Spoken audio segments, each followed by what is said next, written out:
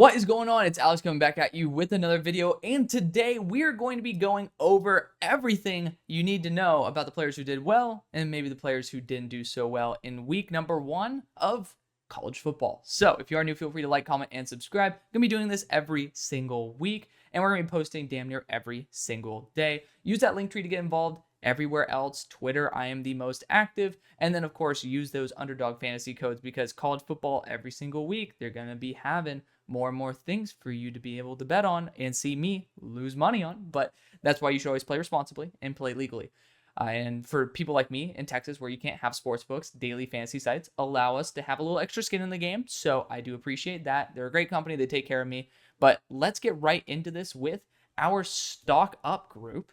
So we can talk about this draft stock up, but I also want to be able to keep this open to guys maybe in the future as well. So keep that in mind. I do want to make sure that at least there is going to be that sentiment. And this is not going to be every single player who did well this week. I have a huge list of all the players who did well this week. These are the ones that I really thought were the bigger takeaways that I wanted to spend a little bit more time on. So again, feel free to leave those comments down below. But starting out with our stars of the week, I usually do 3, kind of like hockey, like, stars of the game. But this week I had to do 4. Starting out with my number 1 star, Teto McMillan. You guys will look at that wide receiver video and be like, Alex, you didn't even have him as a top 15 overall receiver. And I'm like, yeah, but if you actually listened, I said he was more role specific. And I think he, for a few teams in the NFL, is the best wide receiver in the class. And I think he could be a top 15 receiver in the NFL if he's on certain rosters. One of those being the Detroit Lions. So I grade holistically, and I ended up actually putting a poll out on Twitter saying, hey, do you guys want me to rank based on my scheme specific grades, or do you want me to rank it based on my overall? You guys ended up voting overall, which, I mean, I could have vetoed that, but I think it's fair. Keep everything on a similar scale. And, something that I've realized through all of my analysis and throughout my time is my grading scale tends to lean for the more route running savvy and the smaller receivers. And I've tried to add in some more stuff like reweights for bigger receivers, but I think that I might start adding a different grading scale entirely for receivers that are going to be more that possession/red zone type. The special thing about T-Mac, though, is that he has some really good speed. And yes, it's versus New Mexico. They're not going to be NFL level defenders, right? He still has issues running certain routes and probably separating versus NFL level competition. But the fact is, in the role specific to best fit him, which is that deep speed, being able to sit in the soft spots of zone coverage, and being able to move after the catch unrealistically at 6'5", it's pretty damn awesome. I think he could be a superstar. So again, if you're looking at someone who's going to be that route running separator, this is not going to be a receiver you want to draft. But 310 yards, 4 touchdowns, or 304 yards, 4 touchdowns on 10 catches. That's pretty damn special. So good job for T-Mac. He's going to be getting a couple little boosts here and there in his grading scale. But honestly, I feel like everything he demonstrated was what I saw as his strengths. And I think that that's awesome. And, maybe you can boost up his little run after the catch because he looks even more nimble this year than he did last year. I'm very excited for that. Ashton Jeanty is the next star of the game. Star of the week, which obviously, and I think we all saw this coming. 20 carries, 267 yards, 6 touchdowns in a game where they only won by 11 points. This man put up 42, if you count the PATs, 42 of their points. And I think it was out of 49 or something. Ridiculous. Ashton Jeanty, I'm on record as having him as RB4 solely because he fumbled 5 times last year. I said if he does not fumble 5 times, this guy's RB1 by a mile. And, I think that he solidified that. It's just, please, I know that it was pretty much on second attempts where, he was already being drugged, tried to, make a second play, and then the ball popped out. And to me, that usually leans to be very favorable in terms of not making the same mistake the next year. So super excited to see if Ashton Jeanty can really learn from the mistakes that he made in terms of those 5 fumbles. Because if he does, this guy is a superstar, well worth a top 32 pick. And some people might even believe that he should be going top 10 like Bijan did. He had some Bijan-ness to him. Beautiful vision, great contact balance, good explosiveness. There's nothing that's wrong with Ashton Jeanty outside of those fumbles from last year. So super excited for him. He will be a first-round running back. I think he's the best running back in the draft at this point. And it's his to lose. It really is. because he ended up putting on a display for the ages. Next is going to be Cam Ward. So I still don't know if he's going to be worth a first-round pick at the moment because early on in the game, he had a Cam Ward moment where he was rolling out left, threw a little bit back to the right, and ended up throwing a pick. And it was a pretty egregious pick as well. So the thing is, versus Florida, this was a huge game for Cam Ward, right? Florida, Miami, the battle of Florida, right? And I think that he did phenomenally well. And it was the pure encapsulation of everything you love and hate about Cam Ward. And it shows you the positives and negatives of him. And luckily, it ended up being far more in the positive than the negative. Four big time throws, so one turnover worthy play. That one turnover worthy play ended up being the pick. But you got to see him show off his arm, which it's unbelievable arm talent, just fluid motion. He doesn't look like he's trying to throw the football. It just happens, and it's beautiful. Like, it's effortless to him. He's going to be a superstar if he continues to work on focusing on maybe risk-taking a little bit smarter, which I think he learned after that early interception. You could see that the risk he was taking, was so much more adequate compared to the risk he was taking before, where it was just unnecessary. So I really do appreciate that about Cam Ward. Showed off mobility as well. I wanted him to run it in for a touchdown, but he ended up not doing that. But at the end of the day, Oscar Delp ended up screwing me over far more than Cam Ward did, because as y'all probably know, if you know me from the OG days, there's a couple teams I root for. The U is definitely one of them. It was my favorite team coming into college football fandom because I'm a big fan of Sean Taylor. He's my favorite player of all time. And so the U kind of matters a lot to me from the beginning. So excited for the U to actually have a solid quarterback with a really, really good receiving core. And, they had a lot of really good flashes. I'm very excited for them. This is the one that came out of freaking nowhere. And I was like, I wasn't even going to look at this game, but Abilene Christian University was actually one of the first schools to ever reach out to me. And I think it was the second school to accept me into college. So, I was like, you know what, let's just check it out. It was 52-51. Like, how the hell did they do that versus Texas Tech? And when I look at Maverick McIvor's stats, former Texas Tech quarterback, so this was a revenge game for him, right? This had some personal flair to it. I'll just read off his stats right here because it's insane. 502 passing yards, 3 touchdowns, 0 picks, 9 big time throws, 0 turnover worthy plays. That's old Big 12 football right there. That's the way it used to be. Like that Baker Mayfield versus Mahomes level of play. So I had to include it. It's not really going to make an impact draft-wise, and he is draft eligible theoretically, but I mean, it's ACU. But if he ends up continuing to put up massive stats, and especially that beautiful turnover-worthy play to big-time throw ratio, he could get some pretty good traction, man. It's not out of the blue where this guy could get invited to a Senior Bowl and end up performing really damn well. But looking at the rest of the guys who are stock up, this doesn't mean that these guys don't deserve to be a star of the week. I just tried to keep it to 3, and then that stat line was just ridiculous, so I put it to 4.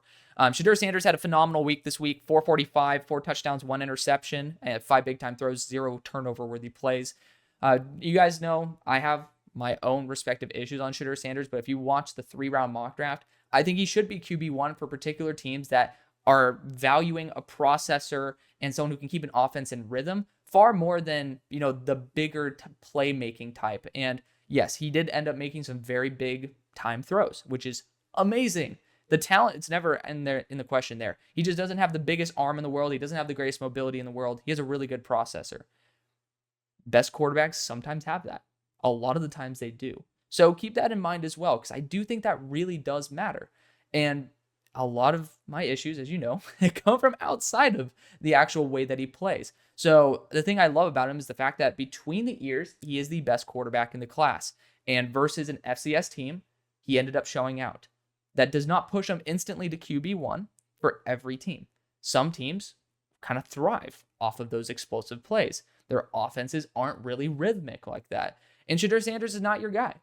But for teams like my Steelers, I think someone who keeps an offense in rhythm, keeps the sticks moving, is going to be far more highly valuable as an asset than somebody who's going to be that bigger splash playmaker. Jimmy Horn Jr., Travis Hunter, both those guys had phenomenal games. Both had 7 receptions. Jimmy Horn for 198, Travis for 132.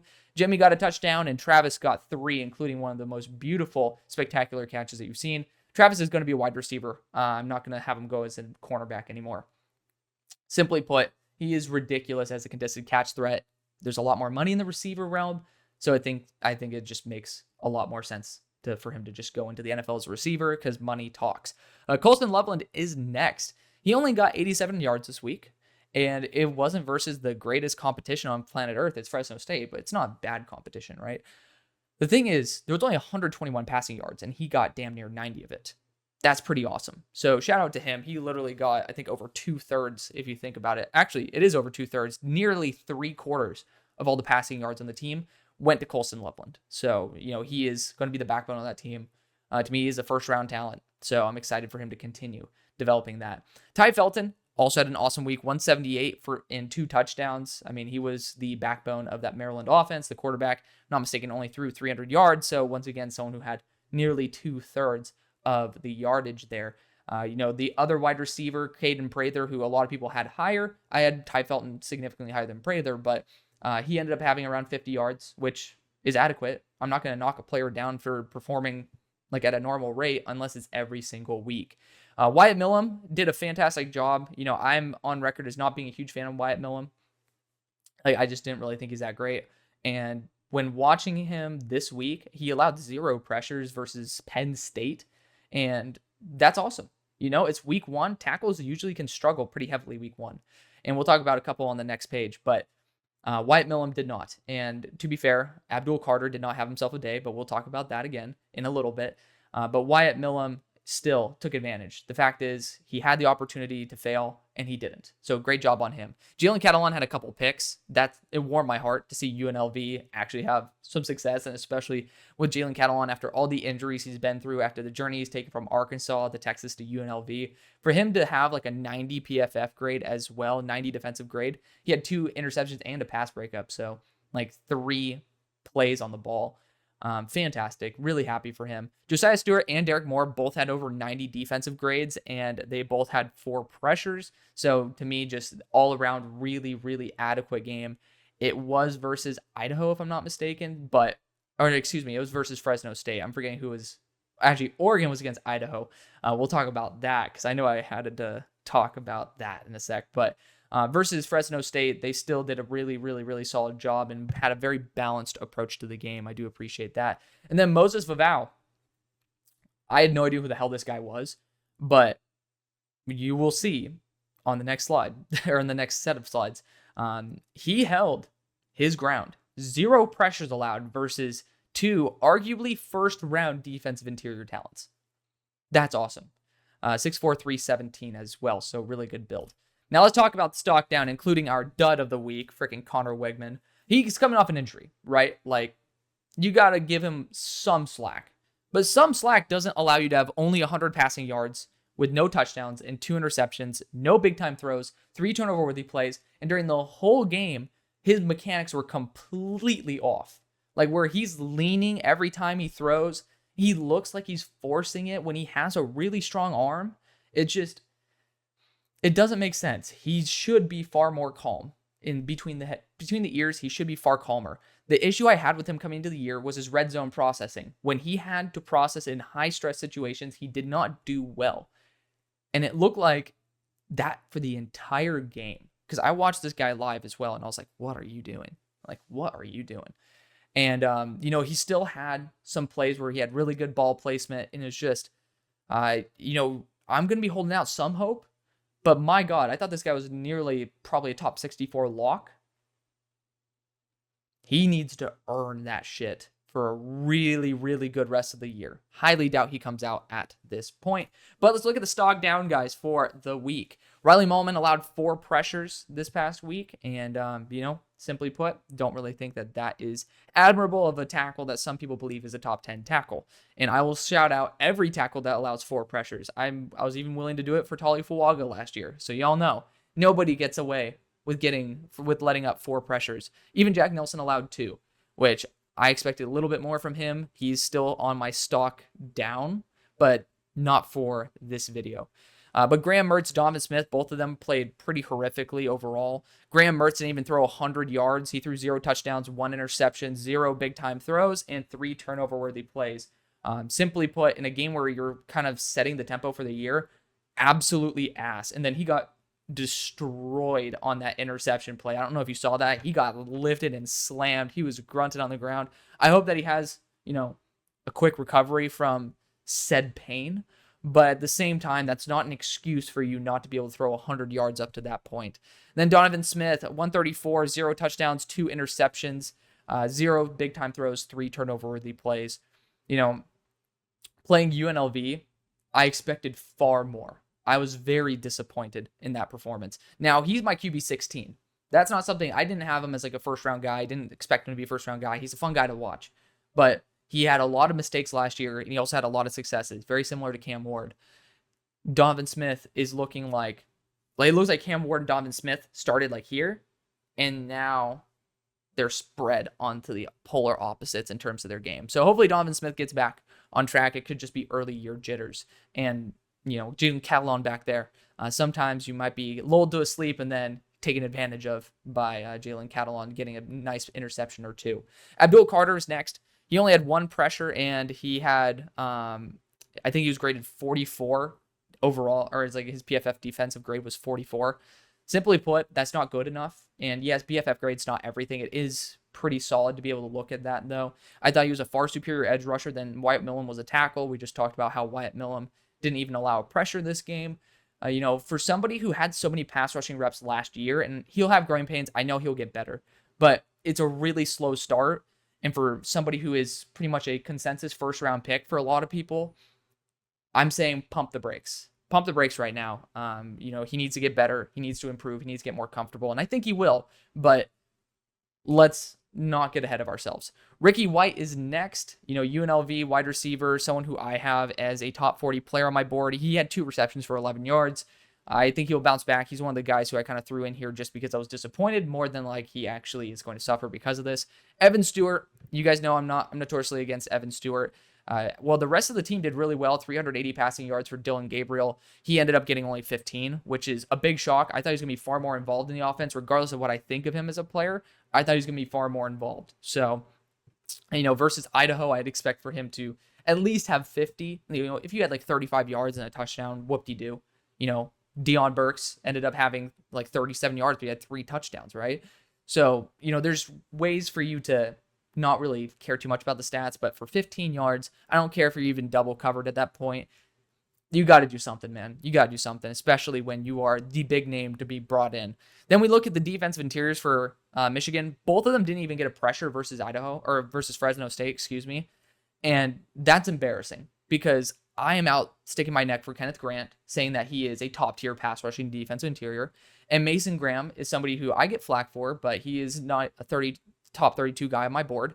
But he is my number 1 defensive interior as someone who's an elite block shedder. So to not be able to generate a single pressure versus a relatively mediocre interior offensive line, respectively to the interiors that they're going to face, not a good way to start. Now, defenses usually take time to roll in. Again, it's not saying, these guys are not going to be first-round picks.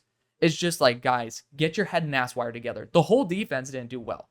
Will Johnson allowed 77 yards, but he at least bounced back with that pick 6. But then talking about, it's not cornerback Oscar Delp. Sorry, it's tight end Oscar Delp. 0 yards, just pitiful. Pitiful performance for somebody who I had a lot of faith in and a lot of other people had even more faith in. And he also made me lose my bet, so I'm pretty grouchy about that. And ending off, Johnny Cornelius allowed 3 pressures versus Idaho. Shout out to the kid from Idaho. I have his name in my stock winners, but slipping my mind at the moment, who got 5 pressures this game. But, as a tackle, you really need to strengthen your game up. The whole entire offensive line for Oregon performed significantly worse than what I expected. But on that note, that's going to be the video. Thank you so much for watching. I love y'all. See you on the far side. Peace.